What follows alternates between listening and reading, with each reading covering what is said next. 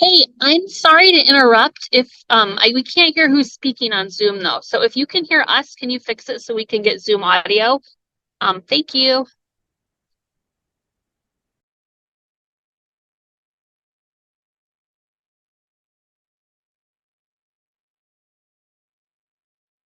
Can you hear us now?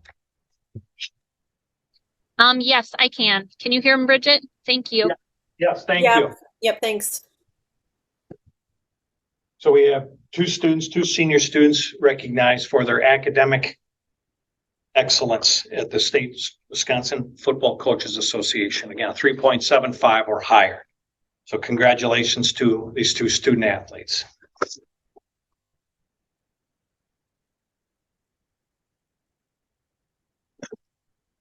Name you've probably heard before. The FBLA officers crew went to a conference here recently, and Matthew Gannon was appointed to the Wisconsin Future Business Leaders President Executive Council for the National State Programs as a director.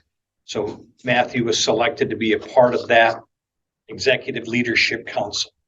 So another outstanding recognition for a pointer.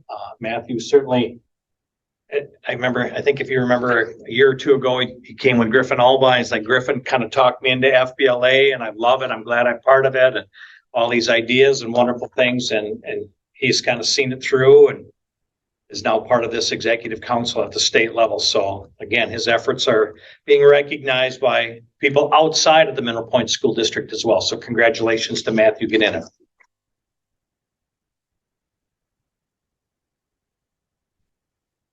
And last, certainly not least, Southwest Tech recognizes school districts for their dual credit participation. This year, Mineral Point received a bronze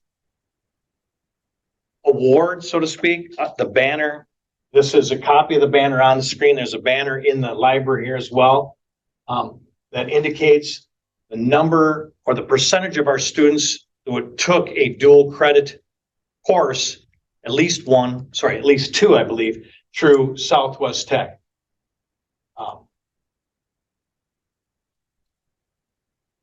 Yes, two programs. So down at the bottom, it said we had 21.2% of our students enrolled in two programs through Southwest Tech. So again, students taking kind of that start college now or college up programs, taking advantage of the opportunity to get some college credits while still here in the high school. And Southwest Tech is recognizing that increase in our enrollment, or what our enrollment numbers were. We've had good numbers doing this over the years, and now Southwest Tech is trying to recognize school districts for those numbers. So again, congratulations go to Erica Brunson, our guidance counselor, and Mr. Austin, our high school principal, for helping direct kids in this direction that give them opportunities beyond our four walls. So again, congratulations to those individuals, and a huge thanks to our students who have opted into those dual credits. So congratulations.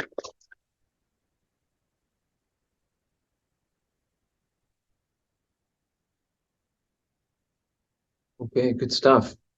All right, now we'll go to consent agenda, which includes approval of the minutes, bills payable, and credit card statement of activity. Just to summarize, we had a regular October meeting, then we had operations committee on the 18th. We certified the levy on the 23rd, followed by a policy committee meeting. Then personnel committee and finance committee met on November 1st. So I could take a motion to approve these all in their entirety, or if anyone has any concerns, you can pick one out individually to discuss. Move to approve the consent agenda. Second. Any discussion about anything that's been listed here? Everybody find the credit card statements under the Elan category. So instead of on the credit card sheet itself, where in the past they've noted what the account was for, it's now in the bills payable under the Elan title. That's where all of them will be a better definition of what those expenditures were. Yep. Any other questions, comments? Okay, Angie, we had Bush and Harris for the motion. Bush, Yes. Garrett, Yes. yes. Yes. Yes. Yes. Done. Yes. Okay, next we'll go to communications. We'll start with board communications. Joni, you want to start with anything that you? I did have a conversation with a community member, an in-person conversation about the track, the refinishing of the track up at the elementary building. They had expressed concerns about the spend. And so we discussed that we have a capital maintenance a fund where money is set aside and has been kind of accruing interest and growing in volume, and that we had the funds to do it, that we had a very attractive offer from a relatively local business, and that it's been on the to-do list, on the project list for a while. And then we also talked about it being used by members of the community as well as the elementary PE programs. So not sure necessarily that even after that discussion, the community member felt good about the expense, but hopefully just was able to shed some light that those funds did not come out of our day-to-day operating budget, but it was coming out of a fund that was specifically set aside for capital improvement. That, coupled with the fact that we got in a very attractive deal from the company who performed the work, made it feel like the right time.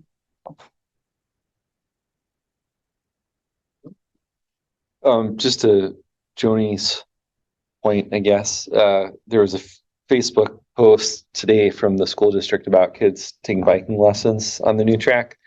So I shared it, and the response is overwhelmingly positive from the community. As noted, that folks that are maybe up in age and having a knee replacement or hip replacement or whatever, this is like maybe one of the only level places in town where they can walk, and kids can learn how to ride bikes safely because there's no traffic. And so I think, that post had hundreds of likes, not mine, but the original school book post. So I think it was good to create awareness of it. And that I think that, like Joni said, it was a real deal for the school district. And it's nice that we can do something for the broader community as well. I had a conversation with a parent from actually the Madison school district, so not here. And I just thought it was worth mentioning off of what Mitch was just saying about the Southwest Tech program. So this individual's daughter was selected for a STEM program in Madison, and they're taking 25 kids from every school, high school. So there's 4 high schools in Madison. So 100 total, and they go to MATC, and they're there basically full-time students at MATC, but the classes are free, so they're not paying any tuition, and they get, and I know it's fancy, but they get a MacBook or whatever, and they get to eat on campus. So they're still a student, like they can still go to the dance and or participate in sports and whatever, but it was an opportunity for like high-performing individuals to sort of enroll and build college credit and take classes that are actually, challenging them. So I just wanted to mention that, sounds like we're starting to do something in that direction with Southwest Tech, but maybe there's an opportunity to co-op through CISA 3, all together or something, some possibility there. Our students take part in kind of a standard program through Southwest Tech, but we also have students taking classes through Platteville, through UW, Oshkosh, CAP classes. So, we've had students picking up a lot of college credits. We had a young lady that graduated here not too long ago that basically had an associate's degree by the time she was done with school. So, that's something that we keep trying to push and get students that opportunity to take these challenging courses and that benefit you once you leave us too. So, and I think maybe that the kids get an associate's degree when they graduate high school through this thing. So it must be junior and senior year. But anyway, if we want any more information on that as a board, I can always go to the parent. I've heard positive feedback too on the track. just from the community and also my daughter, but, and continued positive feedback on the after school care program and just gratitude for getting something like that in place. Great. Go ahead. It was in person at the track, actually. We had taken our kids down to ride their bikes and there were 2 other kids there and then another family who had come and they were just saying how great it is to have the opportunity. Real. Nothing. I actually got several inquiries after the personnel committee meeting.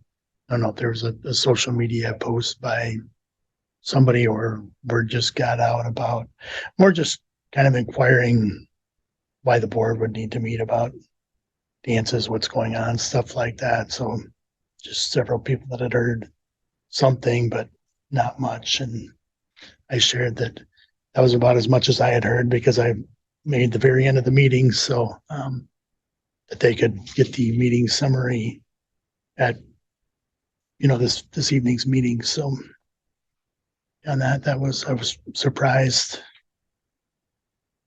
at the number of contacts actually about dance, but Mhm. Yeah, well, looking forward to Chair Heisner's presentation of how the committee meeting went. Okay. Let's see, a couple of things I got just kind of side comments from people. One was a parent was basically saying how much they enjoyed the pep band. And they said it'd be nice if the pep band would play at the volleyball games too for the fall season instead of just basketball games. So anyway, positive feedback on the pep band and would like to see more of it. So I asked him to mention that to Mr. Carr, athletic director, and maybe Mr. Oster and Mr. Nevers, and see where that would go. And then I had another comment from a community member that I don't expressing kind of concern that we aren't our driver's ed program has changed from like completely in-house where we I don't know if we required it at one point, but I know we taught it in-house fully. I think it was fully funded by the school district. And now we kind of partner with Southwest Tech. And I know that some of our staff are kind of contracted to teach the course. And I know there's an online portion and it's a little more variable now. And it's not just a summer program, but the community member was wanting to make sure that all our students had affordable access to driver's training. Mitch, I couldn't speak with total clarity on how the current driver's ed program is set up, but that was just kind of my distant impression of it. Mr. Murphy used to be the driver's ed instructor. He retired. We actually hired him back to just teach driver's ed. Right.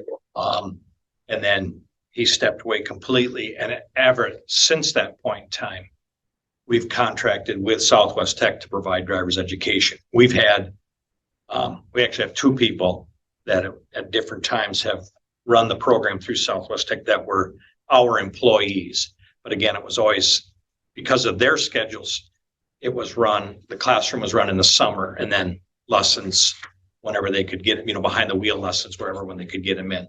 That's the case now too. We have a staff member who their schedule does not allow for them to really teach the classroom during the day. It used to be, I know when my kids went through, it used to be their sophomore year.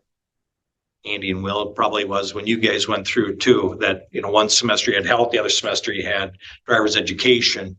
But it was, Mr. Murphy at that time had the availability and the flexibility in his schedule to be able to teach it in-house during the school day. Mm-hmm. But ever since he's been gone, that has not been the case. Mm-hmm. Okay. Great, thank you. Okay, well, let's move on to citizen communications. Do we have anybody signed up? Great.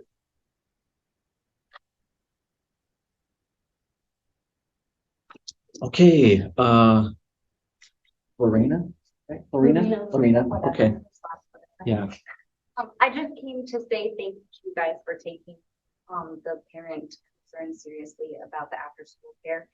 Having Pointer Kids Club has been for a family that's daughter goes 5 days a week, loves it, and she has a great time. And she spends time with her friends, do fun activities, and we know she has safety here.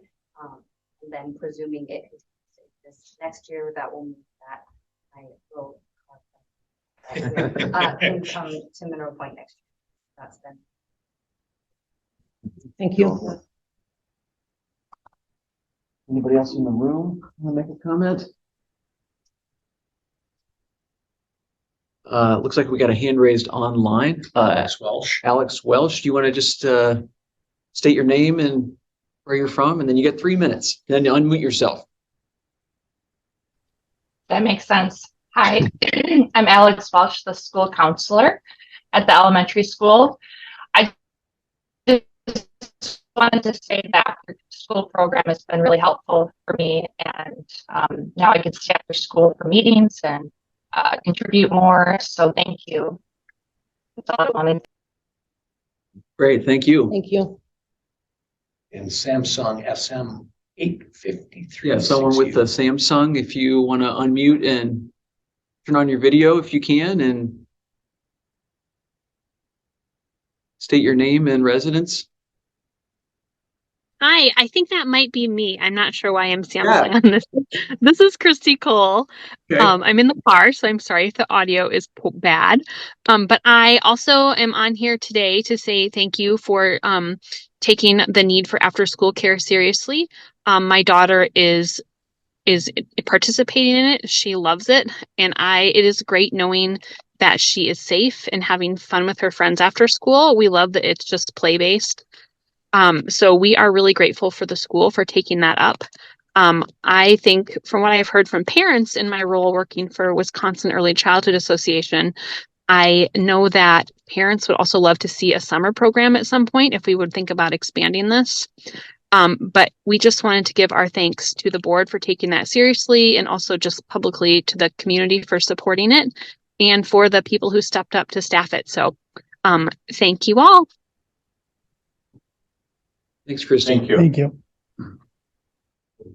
Bridget? Hey, Bridget, you're up next. Hi, I'm Bridget. I also am just here to give feedback on Pointer Kids Club. Our kids have had a really positive experience. It's made our lifestyles work a lot better.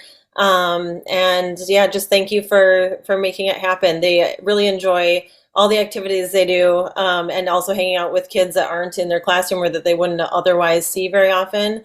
And I hope it continues this summer. Thanks. Thank you. Thank you. Alicia? Hi, I'm just going to keep that bandwagon rolling, just really showing great appreciation. Really love the after school care program. There's been numerous days where I text my husband at 3 and I'm like, you got to pick up Cadence. And he's like, no, there's an after school care program. We've talked, you know this. And it's really been just a lot of weight off my chest. It's not something we're used to having in the past. So I'm still getting used to having it and really appreciate it. I have heard a few rumblings about enrollment that make me a little bit concerned. So if that is something that is a concern, I think just keep tabs on it and probably just keep communicating out to the community if we need to get more people enrolled, because there likely are some parents that are interested in it, but they're not aware that there's space open. So just those are my 2 cents. Great, thank you. Thank you. I know Mr. Engwell and I have had conversations about sending out another round of kind of information as the weather gets cold. If parents are looking to drop their kids off at school at 7 o'clock, they're going to have to stay outside till 7:30, but that before school program would allow them in the door, especially on some of those cold days. So yeah, there is plans in the work to send out just kind of a second round of, hey, just want to remind you that Pointer Kids Club is available 7 to 7:30 in the mornings and again after school. So that information will be coming out from the school to all of our families here soon. And they're taking enrollment on a rolling basis, right? So even though I think the first communication had a date on it, that doesn't mean you can't still submit your application. Yeah, enrollment is certainly open and kind of free flowing at this point in time. We needed some numbers to know, okay, how many staff are we going to be trying to hire, and what we needed to do. And now that we have it, we feel comfortable. And yes, it's like you said, enrollment's open at any time. couple of them mentioned summer program. When would be a good time to get some input on that and explore that as an option? I would need to discuss that with the people that are currently staffing that position to see if that's even available in their schedules before I would even come back to the board and entertain ways to try to make that happen. Yeah. And Mitch, before Tom, before Matt Renwick left, he and I were having like an initial discussion just to look at Pecatonica has this, I think it's called Camp Peck. Yeah. And just we were in our strategic planning thing, I think we were talking about that, what a summer thing could look like. And that seemed like an interesting model. And then Matt had some familiarity with it. That's sort of right when he resigned. So then I stopped, kind of forgot about it. But this is sort of reminding me that and it might even be like different people from Mo and the folks that are running the after school thing, like more tied in maybe to summer school. But there was some like really interesting things. Like there's like a lot of field trips and a lot of outdoor stuff. They were bringing kids just for swimming lessons to Mineral Point because I don't think they have access to a pool down there. And so there's, like a lot of like life skills and learning and stuff. And it's not to pressure you to like do it, but just something to explore. Especially if it's something that could actually be like profitable in terms of charging a fee for it, like we do for the Pointer Kids Care. So Camp Peck was sort of a model that exists out there. What committee did we kind of hatch this idea in? Was it in operations? Operations. Yeah, really go. Okay. Be good just to see how that would look. And, it could be different staffing than current staffing, could be completely separately staffed program. I remember we got some email on it, didn't we? That kind of talked more about the program and. I think you sent that out. I might have sent it. Yeah. I went to their website and just Yeah. started looking Okay. at what they were doing. Yeah. So. Okay, great.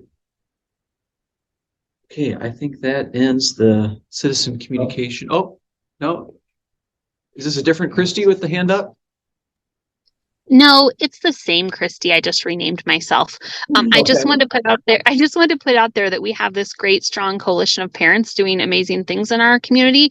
And if there is, if we are able to help you or partner with you on figuring out any additional, hours for care or a summer program, I can't speak for all of us, but I would say we would be available to help with that if you all are short on time or need some extra help with the legwork on that. Great. Thanks, Christy. I think that would be the intent, to get your input if we end up talking about it in a committee. But thank you. Yep, we're here to support whatever works for the community. So thanks so much, y'all. Awesome. Okay. Anybody else? Okay. We'll go to items for information discussion. First is the registration for the State Education Convention. Early bird deadline, Angie helped me, is December. So all board members, you'd all expressed interest in going. You want to check your schedules. If you know you can commit, and you can let Angie know, she can get everybody registered and hit that early bird deadline. We can always cancel after the fact. But there's some cost savings if we get in early as well. So you would need to let her know that. Everybody in? Yep. Was it a different session that we got an email about a couple months ago, or was that the That's your same? room you got blocked. Got it. Okay.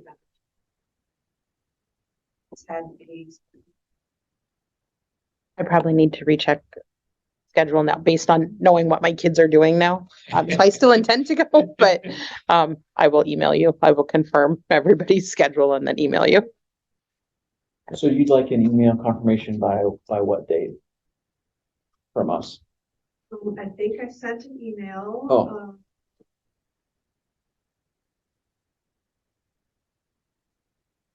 I think it was that. So we can get it in for the early bird discount. So probably by Friday before.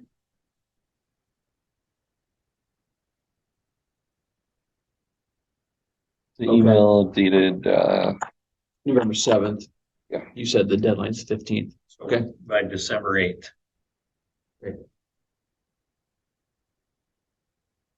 Okay, next is school board election timeline. There are 3 seats up for this upcoming election. So current board members, if you are deciding you're not going to run, you must file your notice of non-candidacy by Friday, December 22nd, 5 p.m. So the 3 seats currently held by Member Skelding, President Dunn, and Member Bergstrom. Those are the 3 seats up for election this spring. If you're not intending to run, you have paperwork we would ask that you fill out no later than December 22nd at 5 p.m. If you're deciding not to run, that's the last date and time. So please don't wait till then. That is the Friday, the last day of school that week. And then for anyone wishing to run, deadline for candidates to file their paperwork is Tuesday, January 2nd at 5 p.m. So including the 3 current members, if you're interested in running, you need to turn in candidacy paperwork no later than January 2nd at 5 p.m. Again, you can do that earlier if you know you want to run again. You can do that at any time. Angie's got the paperwork in the district office. You can come in and sign up and be part of that. We would need to know because if we have more than 6 members interested, 6 people interested in the 3 vacant seats, we would have to have a primary election to get it down to 6 members.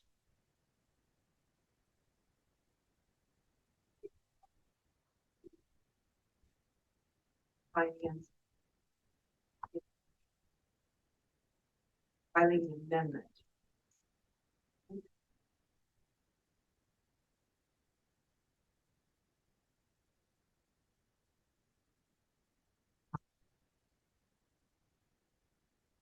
Thank you. Any questions about that?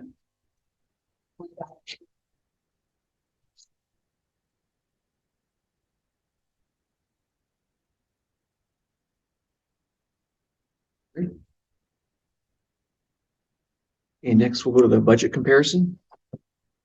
So in your board package, you have budgets, the October budgets from 2022 and 2023. See, looking at expenditures at this time in October of 2022, we had expended 29.65% of the district's budget.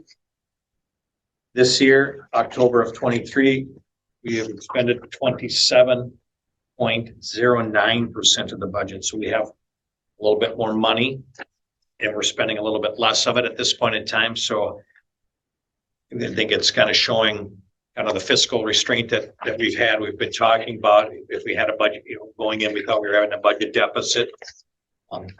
So we're spending less at this point in time than we were a year ago. Now comes the fun part with heating season coming on. Well, hopefully the new Quick Trip opening up and gas prices coming down will keep the natural gas prices down for this school district. But and we'll have a better comparison of our water bills once we're not watering our football field now. And, so we'll get in a couple months, we'll be able to give you a better comparison of where we were on that utility a year ago compared to this year now with the increase. Can you just remind the board, we briefly talked about how we wanted to kind of track revenues and expenses and knowing that that's kind of difficult with the timing of certain payments and grant applications and things like that. But remind me, were we planning on making an effort at doing that at mid-fiscal year or at some point? Yes. The goal was we're meeting with December numbers. With December numbers. Okay. We would get an aid payment up to Addison. We would most likely have some of our tax collections by that time. Okay. So yes, I would hate to scare somebody and say, yeah, we don't have any revenue right now. And we would be using our line of credit that you had agreed to through Farmer Savings Bank. That's why we have that. So as we're waiting for state aid and those tax payments to come in, sometimes we have to use that line of credit to offset, and then we pay that back as soon as we get those aid payments. Okay. So yes, mid-year, and then January time period, we should be able to give you a picture of where we are as far as our revenues are. Okay, thank you. Yep.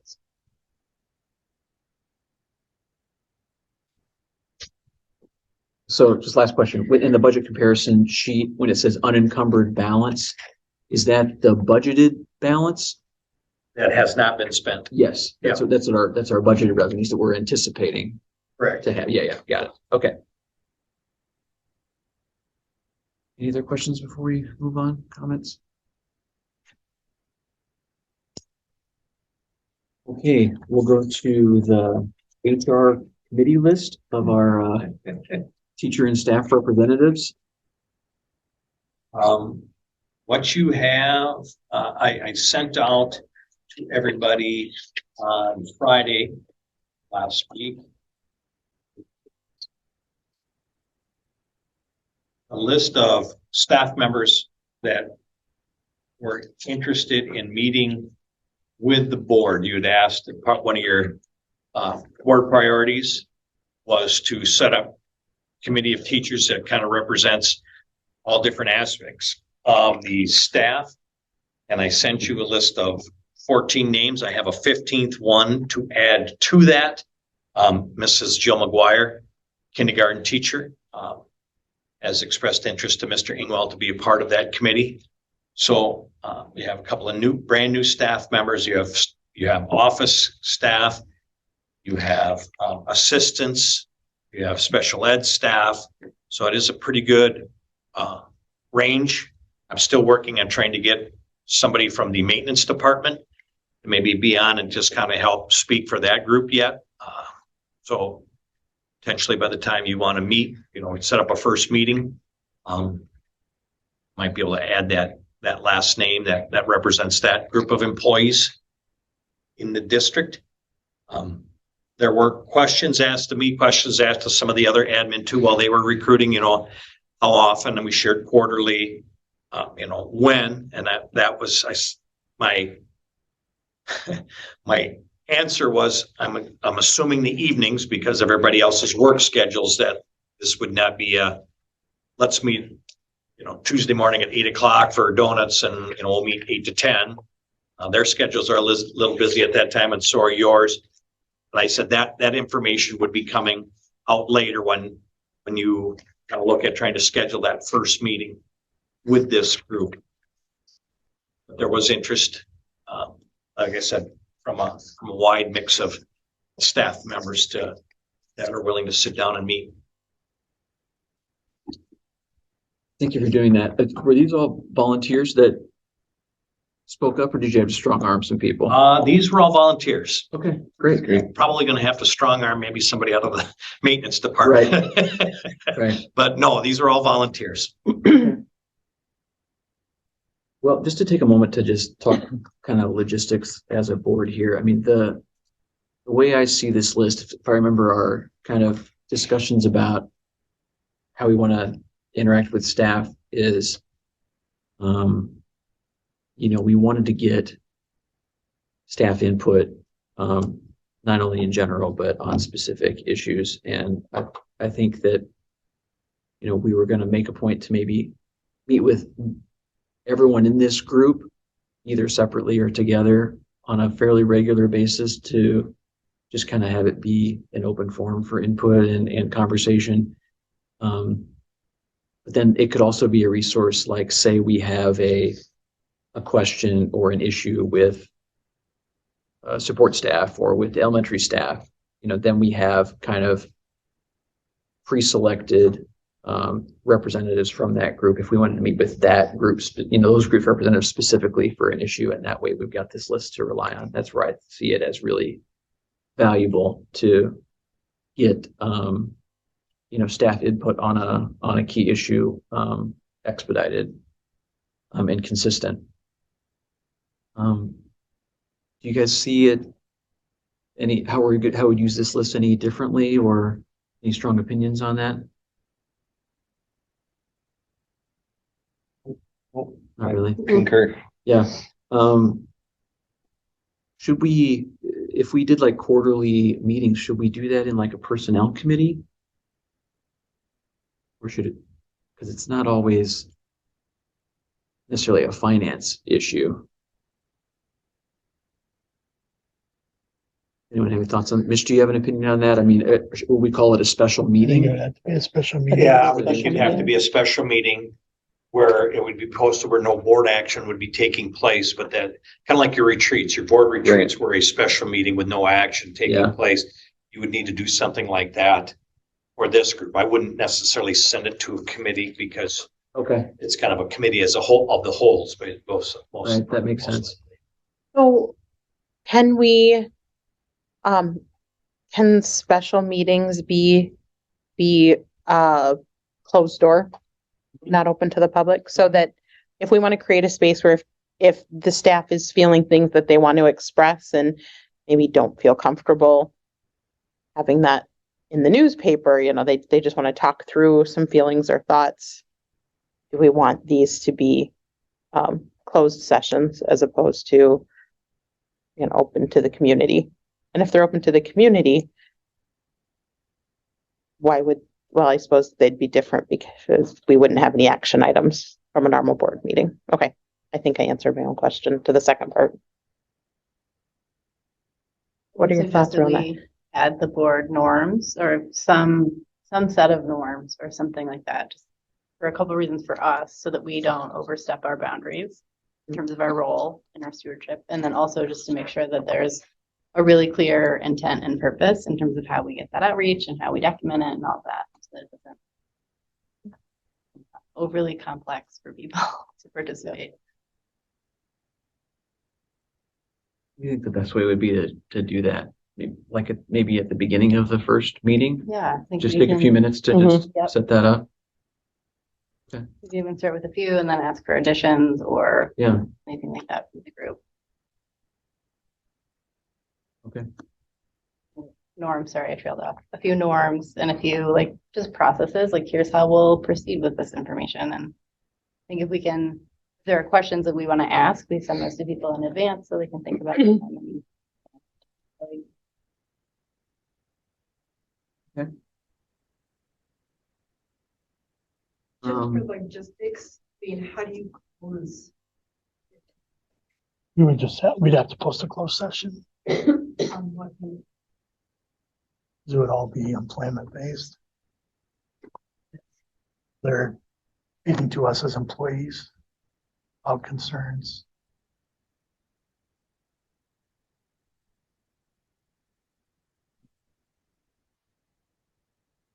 Anything on the calendar, the timeline seems to work well. Probably like to have it before school lets out for the semester. I would agree. You know, right now they're kind of, I mean, the winter sports seasons will start ramping up now.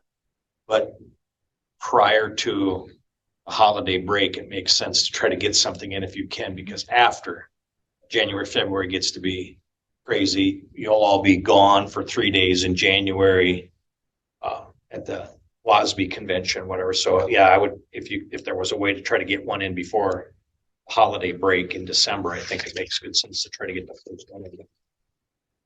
I would ask if we're going to do it in December earlier, you know, the closer we get to that holiday break, the busier it feels like evenings become. So if we're targeting doing this after Thanksgiving, but before the holiday break, then earlier in December is better. Like the first week. I'm having a thought of what about like the 5 o'clock to 6 o'clock hour before a regular meeting, the December regular meeting? Would that be? Or December is at 5. Yeah, Okay. December we move up for the concert. Okay. I'm trying to like consolidate evenings Yeah. essentially, you know, but yeah, so that's never regular meeting. I don't know what everybody's Wednesday evening schedules are, but that's an athletic evening for anybody in that position. That a Wednesday evening might be a little bit easier. if we looked at 12/6 at that Wednesday before the board meeting, which we hold for committee meetings. Are you all having a policy meeting that night? Yeah, but I actually need to move that for a work thing. And you're not available on the 6th? Oh, so we're, maybe That that's night's not not a, good for a couple of you anyway. Why don't you put out a poll like we did for the board retreats? Yeah, And that gives everybody a chance to go look at calendars and if there's a night that works for everybody. You can try to compare that to sporting events. I will do that. Who will prepare for that and facilitate it? Maybe if it's been decided already. that has not been decided. Was that a so- volunteering? I was just gonna say, oh. But you That did would say be it out super loud, but great. thank you for That would sharing. be super did. great. I can start a draft. As long as somebody else looks at it and weighs in on it. And if there's anything you've all done in the past, it would be really helpful to see how it's done in the past. This is. We're trailblazing venture here. Yeah. Oh, great. So I'm drafting a trailblazing moment. Act 10. We're all in trouble. Yeah, Okay.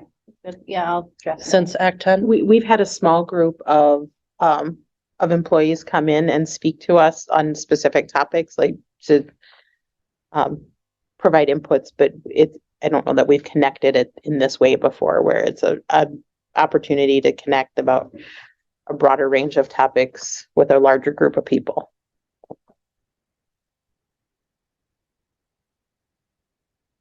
Like the idea of sending some questions, so there's some focus to Mm-hmm. the agenda. Mhm.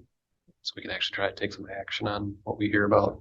It'd be good, I guess, I think we talked about this during the strategic planning session, like what kind of information we didn't have that we wanted.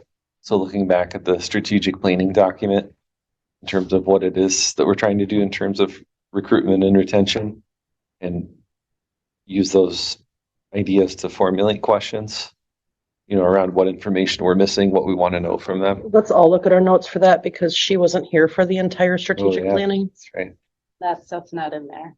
Like the things that weren't available, there's like a list of running documents that I got, but those details wouldn't. Okay. Yeah.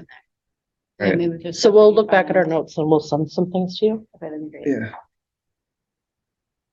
See, now it's a group effort. Ah. Yeah, there we go. We're supporting you. Thank you. Sorry for that. Yeah, great. Okay. Well, sounds promising. Okay, we'll move on to building updates. I'll ask Mr. Ingwell to come join the crowd. I'll share a little bit for middle school, high school as well too.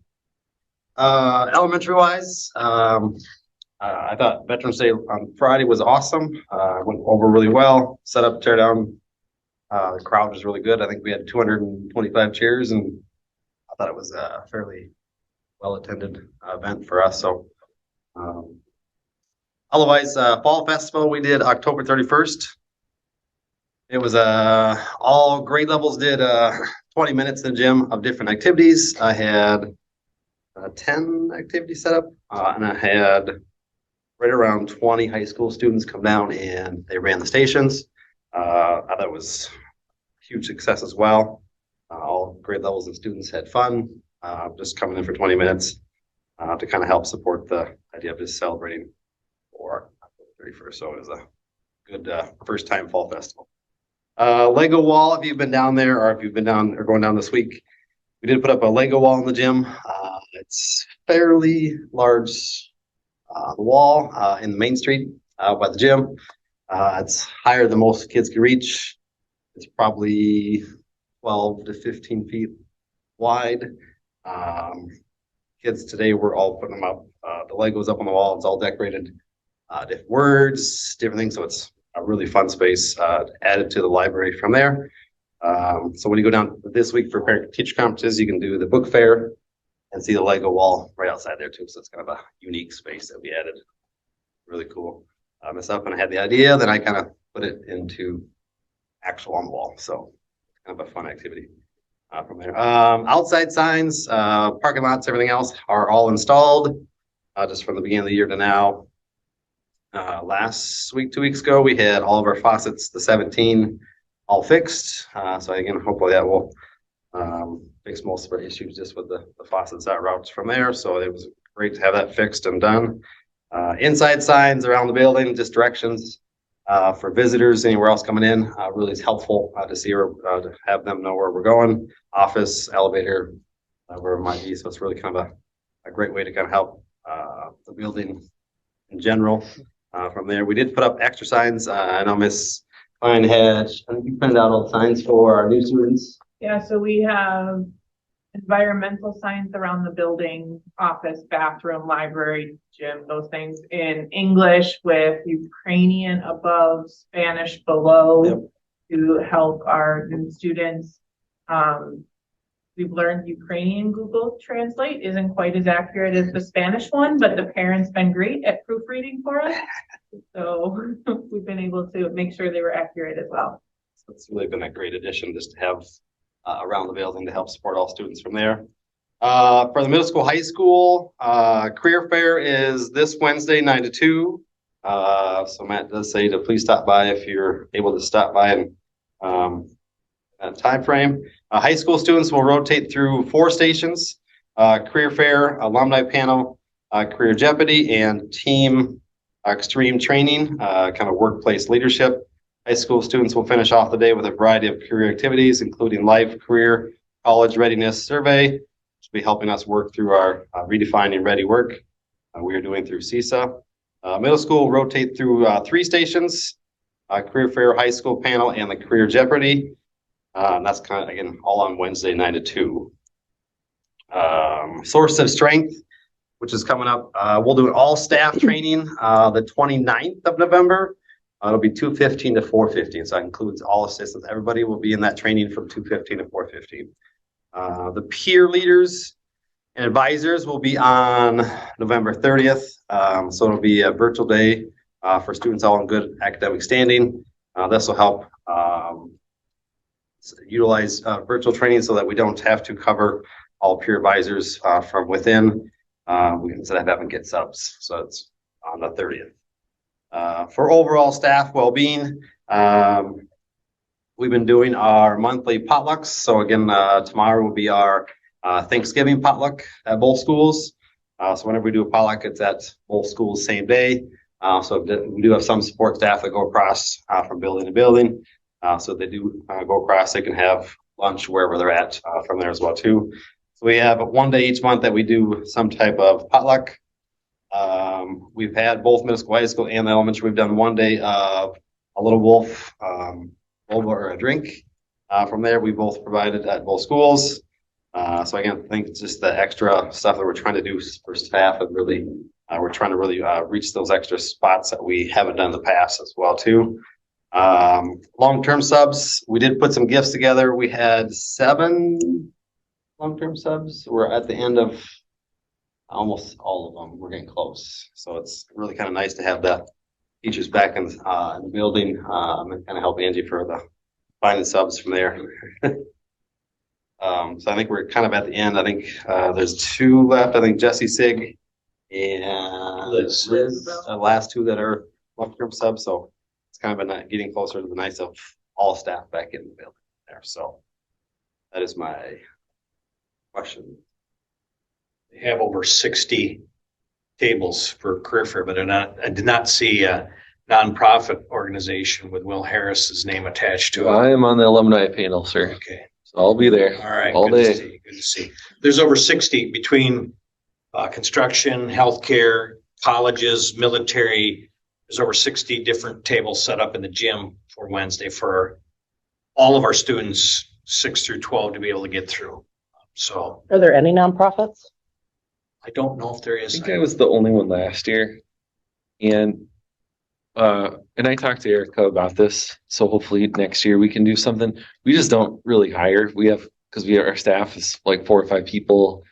And I think the idea of exposing kids to nonprofit is good, but that's not really how the career fair in the gym works. It's really about businesses and organizations that are actually recruiting. So it was actually kind of hard to have a conversation around it, since it wasn't like making an offer, to like for an internship or anything. But I think what would be cool is that if there was local nonprofits could come together and have a table where you talk about nonprofits generally, but maybe some opportunities that are out there for kids We to have a fairly volunteer. large one, 12 miles down the road. Right. Well, the Hodian Yeah. Center is right here Right. too. which Well, and the is- Southwest Community Action Program Yeah. is a huge employer in the So- region, so. I'll talk to her. She was really open to it. It was kind of last minute, and she asked for us to do a table again, and I said, I think it'd be better on the alumni panel. But Yeah. she was open to like the idea of doing something as a kind of a consortium. Yeah.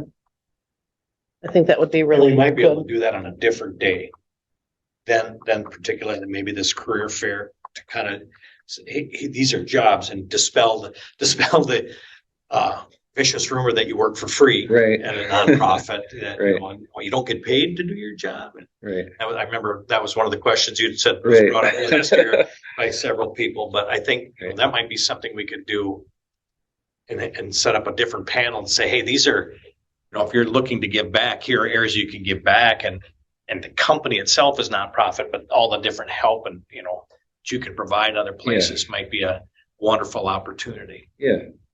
Could be. I could see it working in the career fair, but I mean, if you want to highlight it, there's a lot of really great nonprofit careers out there, and other things like I was thinking about like Peace Corps and probably some other college age opportunities that are out there. Rotary scholarships are another thing that would be really interesting for kids to learn about, because they're like dying to find kids to fulfill these scholarships, and you can go to college for free, through some of these things. So Sure. Joni, did you have a question? No. Okay. If I did, I lost it. I had That's a okay. follow-up question on, Alan Shank's been really, really concerned about the parking in and out at the elementary school. And I know we met in person. And Tom wasn't really in on those conversations necessarily, but sort of on behalf of Alan, I wanted to follow up to see if we're feeling like those concerns have been met now. I had the same question. Okay. How are the signs working and the traffic flow? The morning is amazing, I think. The in and out, like Totally agree. I just gotta remind parents to not stop and get out. There's every now and then like a new parent or a grandparent drops off. And then in the flow of traffic, if they stop, it just backs up really quick. But typically on most days, the cars are stopping for less than a minute and they're out of the parking lot. So like the morning is really well. The afternoon is always a challenge because the parking lot in theory isn't big enough for as many people picking up their child at the end of the day. It's just hard. I don't think there's a great fix for the after school at the end of the day pickup. Because you have students coming out, parents are leaving at different times, and it's just the parking lot doesn't have the capacity to have that much movement. It still works. It's just not ideal. But I think at the end of the day with our busing change, seems to go well. We've, again, coming up, all the kids that are on the bus, we're out of the parking lot. Traffic flow up here has been really well. Just because I know that because I'm on one of the buses every day, riding along with, just to make sure it just goes well. So it sounds like we've done what we can, and a lot of things are working great, and there's just some things we may have to live with due to the constraints of the physical space. And some of it is making sure this is Grandpa's first time picking up kids, does that message get shared to Grandpa? I mean, Mom and Dad know, but does that message get shared to whoever else is picking up? I can say I was at home one morning and I was watching the traffic, and it was, 1 or 2 cars that, as Mr. Engwell stated, I see the parent get out, go to this door, get the kid out, help them get their backpack on, and go around to the net. And, by now they're almost out onto Cawthorn Street. And if that doesn't happen, if they actually pulled into a parking spot to do that, that loop just keeps going real smooth. And everybody I saw was taking that right-hand turn out and going down the hill, down Cawthorn, which helped that traffic pattern immensely instead of somebody trying to turn and go up the hill. All right. Well, I guess I feel satisfied, and I'm meeting with Alan at some point to talk about a non-school issue, which is just a car that is always parked on Cawthorn Street. And the issue is the city restricts where that car could be parked, but in the place where it always is, you have to go around it. And when you go around it and you're coming up the hill, you are now in front of oncoming traffic. And it's a very simple solution, which is for the city to make it so you can't park there, but then make it so that you can park up the street a little further. Because then you would be, now that we don't have traffic coming down the hill and everybody's coming up Cawthorn from Fifth, that car could potentially be out of the way. But right now they're prevented from that because it's painted yellow. So Alan and I are going to meet about that. Because that's sort of the only hiccup I see Could you also talk about the car that's down at the bottom? on Cawthorn. Right at the, Well, that's right at the, when you come down Cawthorn stop sign, there's a car that's parked. It's on like parked Fifth. right there Yeah. on Fifth. right. That's And it also, also gets a little little- scary when people are turning and and it is just the busiest place in town. Like I drop my kids off in the morning, and it is the busiest intersection in town now. At least Quick Trip's not there anymore, so that's like way Very better true. actually. And I'm like a lot less worried about kids getting hit there now. But it's just for like that 1 hour and half an hour in the morning and half an hour in the afternoon. and there It's are really things that they can tricky. do in terms of time. Like you just Mhm. can't park here between 7 and 8 or whatever. It would make it a lot better. Is up on right by the bus stop, we have 7:30 to 8 is no parking Mhm. up on there.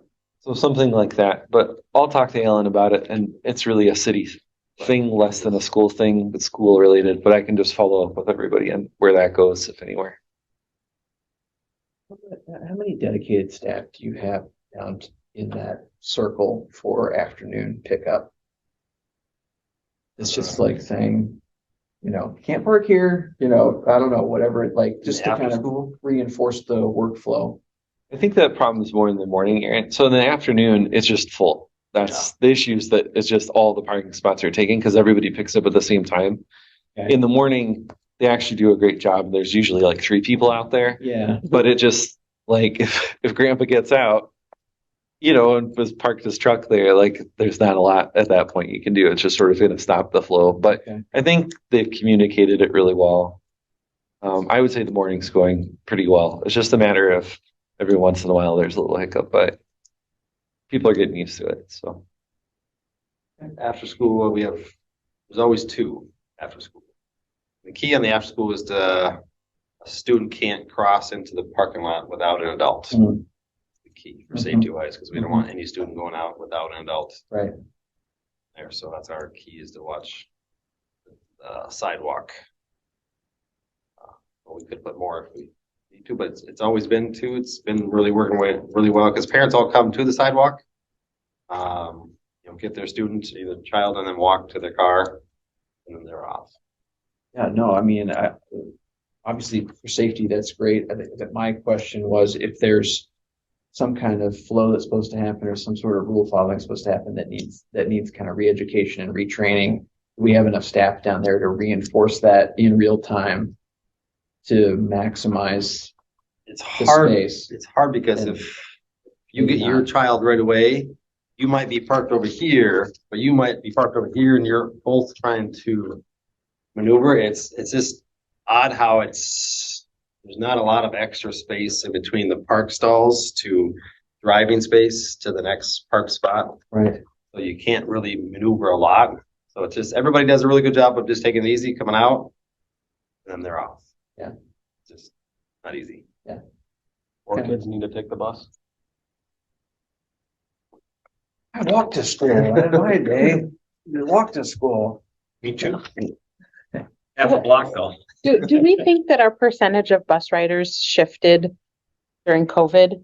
Like families got in the habit of driving students to school, and hopefully in time we'll shift back to more bus riders, or is that, do we not see that overall? It'd be probably a better question for Todd. I think he would be able to kind of give us it. I would imagine that that's a pretty spot on observation, though, that was more kids were getting picked up and dropped off by a parent or a sibling. You know, if you're taking the car to school, you're going to drop your younger brother, sister off as well. I don't know how much that has bounced back, but I can reach out to Todd and kind of see what he feels too as far as ridership. Well, thanks for covering for your other compadres. They owe you one. Thank you. Thank you. Okay, next we'll go to committee reports. Start in the order of the minutes I have listed. That was operations. I'll start. Yeah. So yeah, we met October 18th.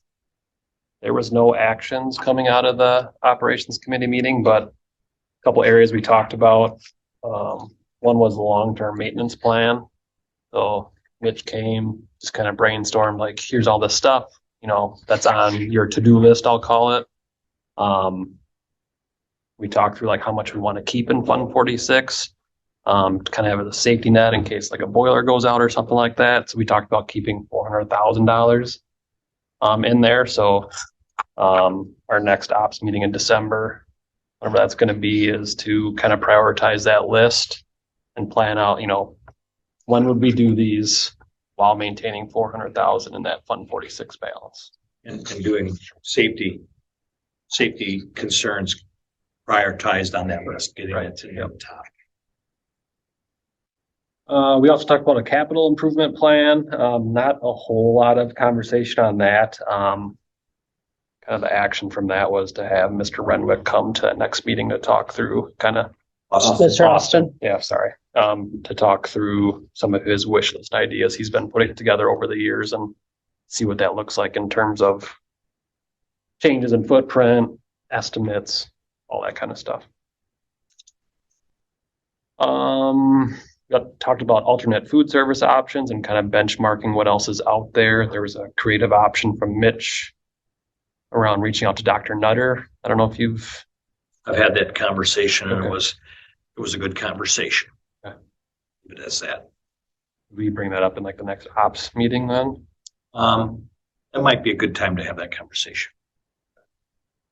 We are at the end and would need to put out a request for proposal for food service moving forward if we are looking for a third-party vendor, or we can pull it back in-house. And then there was a grant opportunity for digital mapping from the state. And I know we got an update from you, Mitch, that we did get that. Yeah, we received the grant, so it covers the entire cost of the program. I've been in contact with them.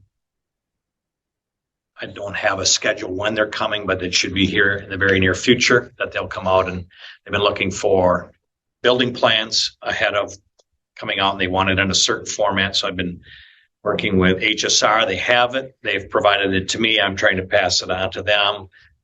There seems to be a little glitch between me being able to send them forward and them and the mapping company receiving it and being able to access that. But that's where we are right now in that process. So that's strictly for like record keeping, or is it safety focused on having? Safety focused. Okay. Every year I have to fill out reports for the state on safety measures that we go through. One of them was building maps, and I provided our building maps. And when we had the addition remodel, I provided an updated, and now this is more in line of if something were to happen, we can send somebody in, and now we have a very detailed 3D image of what your building looks like, and that provides just them a better opportunity to provide more safety for us. Any questions for the chair of the operations committee? Hey, you want to go into policy? Sure. We talked about our open enrollment Yeah, so Ms. Klein came and talked through the changes we made back in January of this year, on the full-time open enrollment, like what's working, maybe what can we change next time, or what can we change? Overall positive feedback was discussed a couple times using the automatic tuition waiver, the waiting list.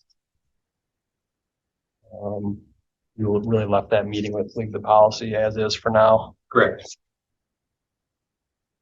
Then we talked through rough draft of an annual working calendar plan that Mitch and Aaron had put together. I know you sent out another copy for us to review. Mhm. So we'll talk about that at our next policy meeting in December. And then earlier this year, we had approved some funds to be used for a WASB review of all of our policies. So I believe those have all been sent over. Correct. WASB has them. We're now waiting to hear back their report. And the last item was talking through the board norms and do we make it a policy? And the committee voted 3-0 on that. We have it as a policy. We've made that a first reading night. Now that I'm thinking about it. That's all right. You can make it Add it to December Okay. and share out the We'll have it in place. updated norms. You know, what you had, whatever edits you had made. You can share that out as a first reading.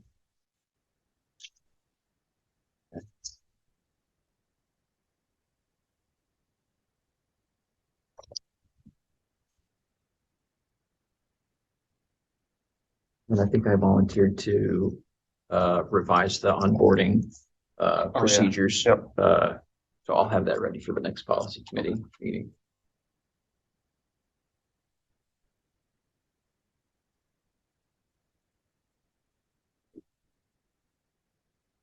Any questions for the chair of the policy committee? Okay, next we'll go to personnel. Okay, so the personnel committee meeting met on November 1st, and our topic of discussion was homecoming dance behavior expectations. So the reason for this meeting, I understand that there may have been some questions about that. After the homecoming dance in 2022, so a year ago, the school board had received feedback about some of the behaviors at the dance, maybe not falling in line with what we would want to see from our students. We addressed those with the administration, and a list of behavior rules and guidelines were published at that time. This year, following the homecoming dance, we received similar feedback, and so during the meeting, we reviewed the guidelines as they were presented last year, and looked to enhance those where necessary and make changes where necessary. So during the committee meeting, we had an opportunity to hear from the staff members who have been at the homecoming dances over the last few years. We talked about chaperoning, about both the number of chaperones that are currently in that or on site during those dances, as well as the compensation for that, and asked the administration to come back to us with recommendations around increasing both the number of chaperones as well as what would be reasonable compensation for folks who are spending their evening chaperoning those dances. We reviewed really step by step or line by line. We reviewed the previous rules and asked for some amendments to clarify some things and tighten some things up, including making the behavioral portion of the rules as actual rules, and then the dress code more as guidelines, and then that these guidelines and rules would be provided to families prior to the event, so that hopefully the parents can help guide and steer these conversations at home, particularly around the dress code, prior to the event. So I'm just glancing to see if there's any other major highlights that I've missed from the conversation. Julie, is this going to come back to the committee then, or so I just have one change to suggest? So we do have, the administration has provided us with their updated guidelines. What I would recommend is that perhaps the personnel committee should meet again and review them to see if we like the changes. So that might be, yeah, Can I absolutely. just give you the feedback? It's just Certainly. So I like, I was there for that meeting, and rules and guidelines make sense. And then maybe just taking out or changing the sentence about the dress code. So, and just calling it, really the guidelines, Mineral Point School Dance Guidelines are all about the dress. So maybe just changing the title to be the Mineral Point School Dance Dress Guidelines. Because what we sort of said in the committee was just, we weren't going to have rules that are not enforceable, that we'd already be violating. Because the thought from the parents who were there and also the supervisors is that for a lot of these things, half of the kids would be in violation. So we said these are going to be guidelines. Yes. And so I just think it's maybe the title and the first sentence are a little confusing, just to make it sort of one thing to say, here's what the dance dress guidelines are, or dress the dance attire guidelines are. I think that's a reasonable request. I don't have to go to the meeting to say that one thing. Yes. So we did come out of there with 6 specific recommendations. I think I've hit on all of them. The guidelines are sent to the families a few weeks before. We talked about chaperone levels and incentive pay for chaperones, including an option of utilizing parent chaperones if we can't get enough staff members to chaperone. And then we added language around consent. And I know Mitch and I have talked separately, but making sure that our student population understands what consent is and when it is appropriate, so that if people are engaging in dancing that might be particularly suggestive, that there are very clear boundaries around what I as an individual am saying yes to, and when it's appropriate for me to ask somebody before I engage in that kind of behavior. And then the dress code changes, and the very last statement around once a student is admitted to the dance, that they cannot change their attire in a way that would violate dress code, to really to the point where it may create indecent exposure. And if they do, they will be removed from the dance, and their parents or guardians will be notified. So It was stated that by Mr. Austin that this also goes out to students in an email. Is that correct? that is our expectation going forward. Mr. Austin did share that he believed this had gone out, but didn't have the record of the sent email. So this will go to parents and students. Correct. Okay.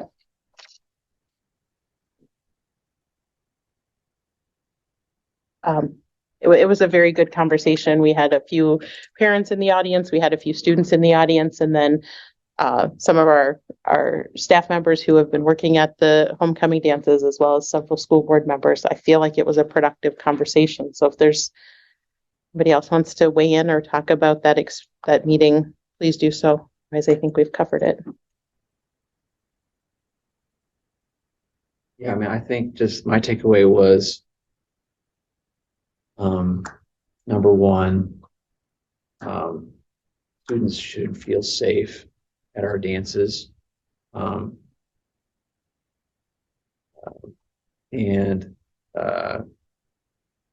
I think that there's opportunity there to make the dance more appealing to more different types of students in terms of like types of music played and various types of dance encouraged. And it's a 3-hour event, so you can kind of mix it up a little bit. But I think then the other takeaway was, well, please don't censor this event to the point where it's no fun, So I think we heard that loud and clear as well.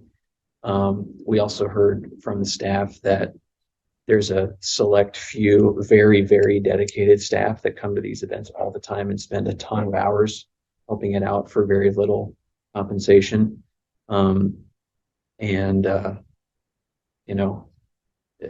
Basically that makes it difficult for them to sometimes adequately supervise what's happening and not happening.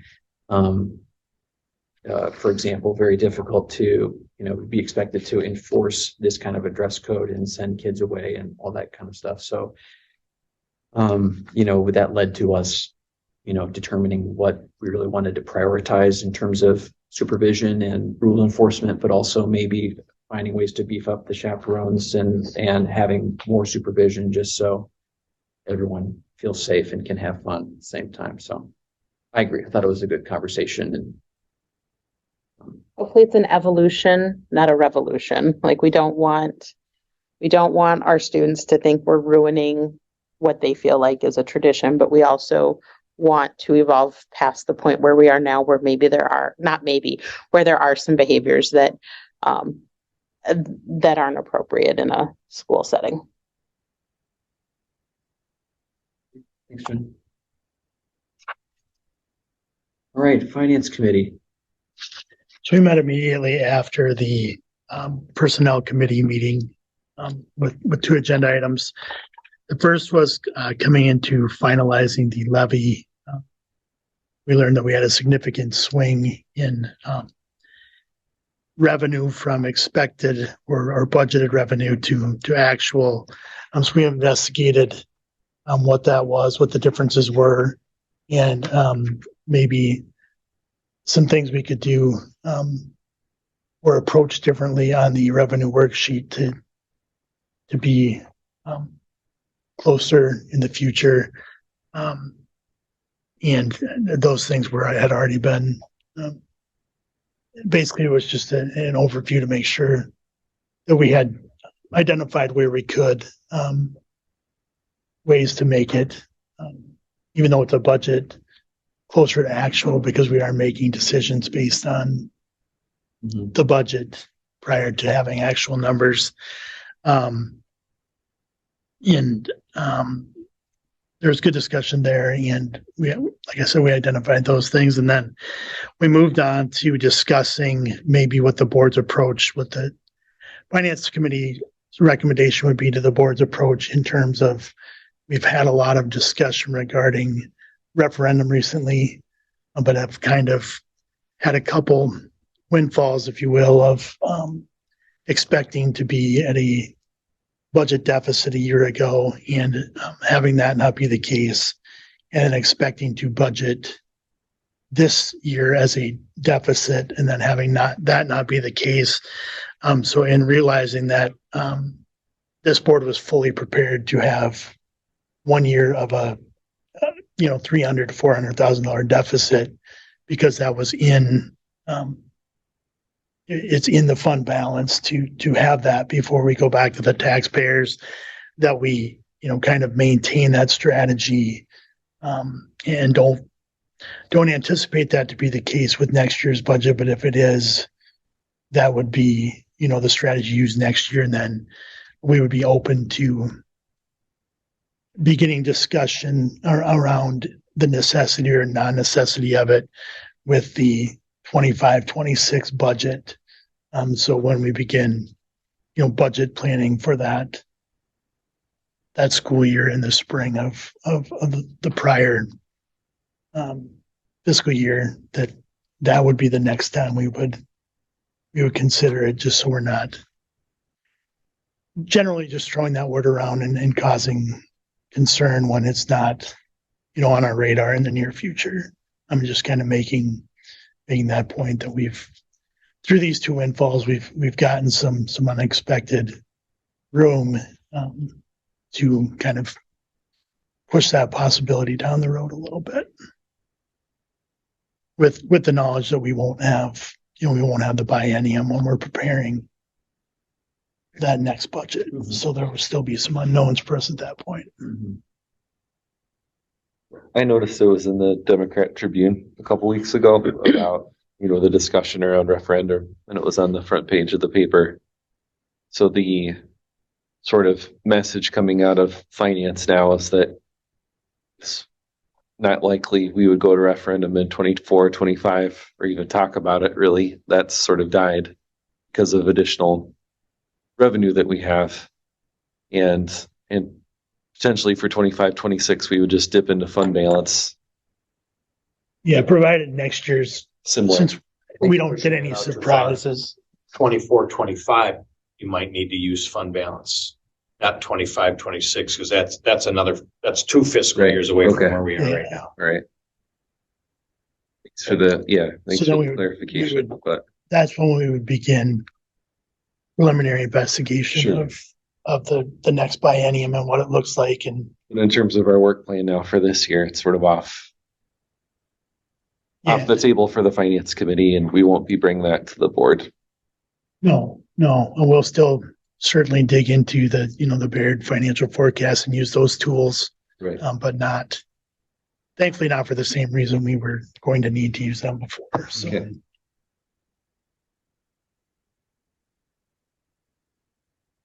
In my mind, I feel like we're just pushing the timeline another year ahead.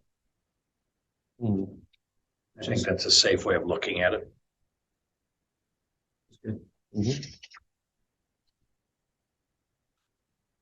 Okay, thank you. Okay, that's the end of info agenda.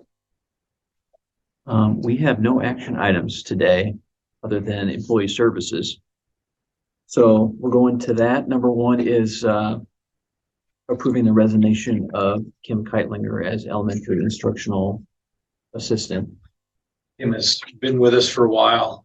He's done a great job for us and just experiencing some difficult health concerns and had held out hope she'd be able to get back and be with us. She had some doctors looking at, probably this date, and it's just kept getting pushed out. And she just reached out and just said, at this point in time, I need to step away, regrettably.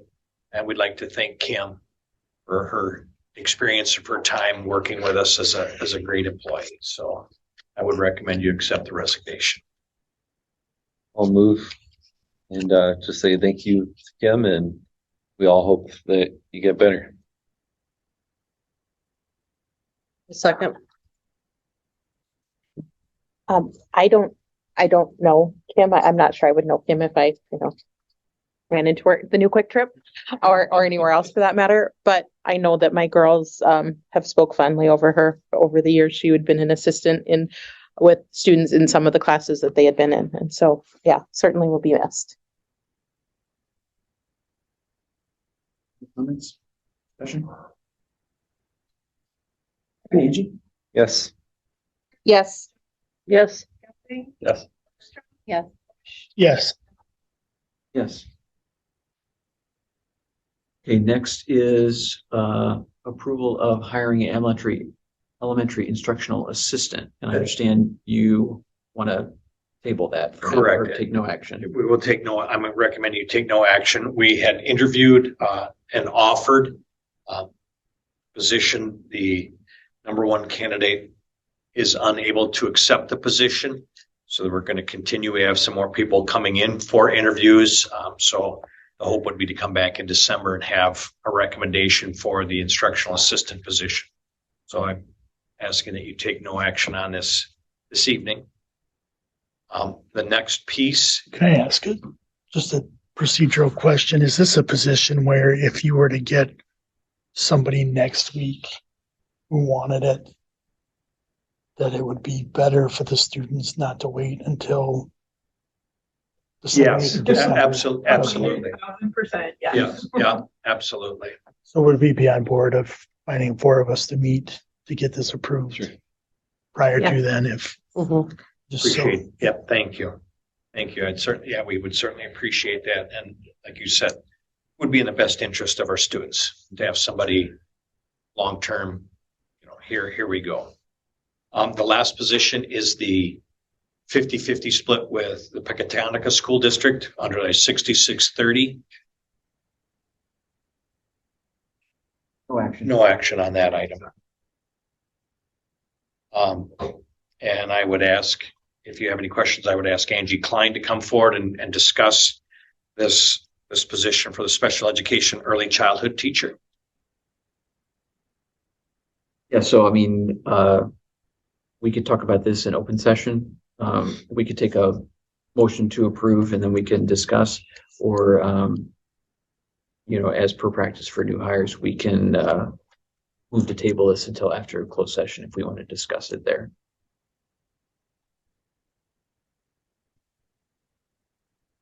I don't have any concerns Neither do I. to move it to closed session. Neither do I.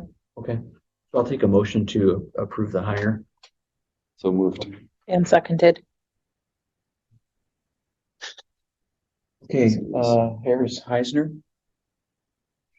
Angie, do you want to just come up real quick and I'll tell you. tell us about Ms. Chapman and the hiring process? Sure, I don't know how much I can say in open session. So there were, obviously the representative from Pecatonica was on the committee, myself, the early childhood teacher, a speech language pathologist, and a classroom teacher from kindergarten. So there were 5 of us.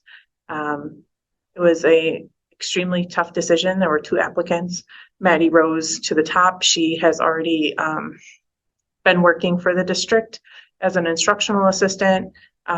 Last May or so, she came to me talking about, I'm really loving this and I think I want to do this as a career, and had started a special ed program last June. So she's 3 classes into obtaining her licensure. Will have to be certified as an emergency license, but we had no applicants with a full license at this time. So I think she'll do a phenomenal job. Really eager to learn, has already kind of soaked in everything that she's taken on in the last year.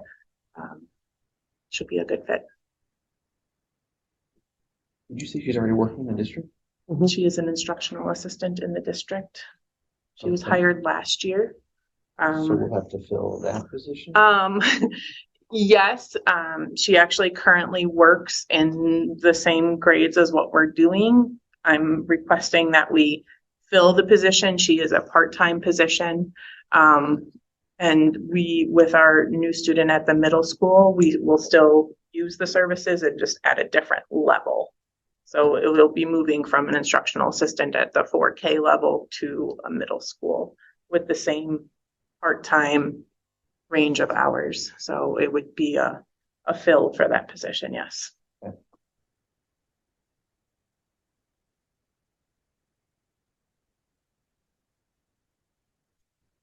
Anything else? Okay. That works. Makes sense. Okay. Predicted all the questions that you would ask. Always.